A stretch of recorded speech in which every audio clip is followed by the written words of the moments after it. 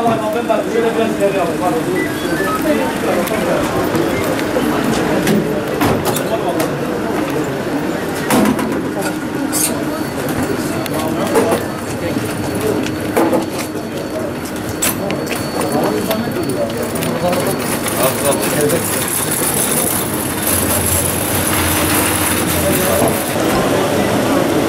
Tamam gel, tamam gel.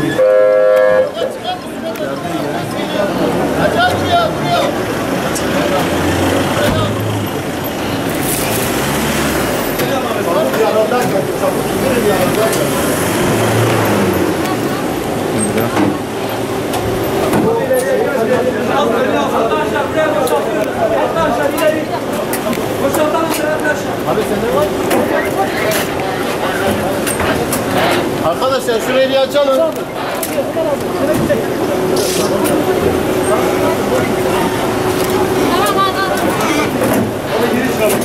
bir geçirin ben arabayı geçirin. Abi bir tane tekrar sandalye alsana gelsin. Arkadaşlar bir geri çıkalım. Boşaltalım, buradan geçelim arkadaşlar. Boşaltın arkadaşlar burayı. Arkadaşlar bekleme salonuna geçin. Bekleme salonu. Şoförleri de araçlarına hemen çeksinler. Şoförler inmesin.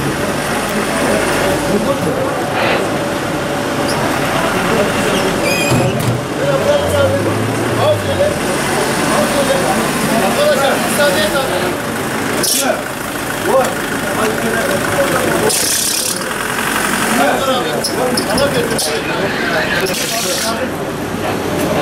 Fena geldi, fena geldi.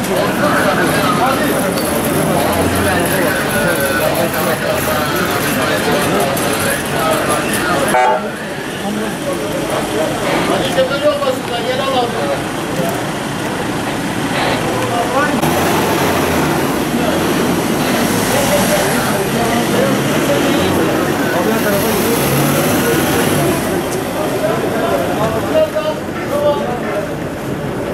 Çok üzüntülüyüz. Zira burada kadınların, çocukların ağıtları, yürekleri dağlamakta. Kürt halkı hakikaten çok çekti ve hala çekmeye devam ediyor. Uluslararası işbirlikçiler maalesef yerli piyonlarını mekik dokurcasına tekrardan sahaya sürdüler. Nereye kadar? Yeter artık diyoruz. Bu halktan elinizi çekin diyoruz.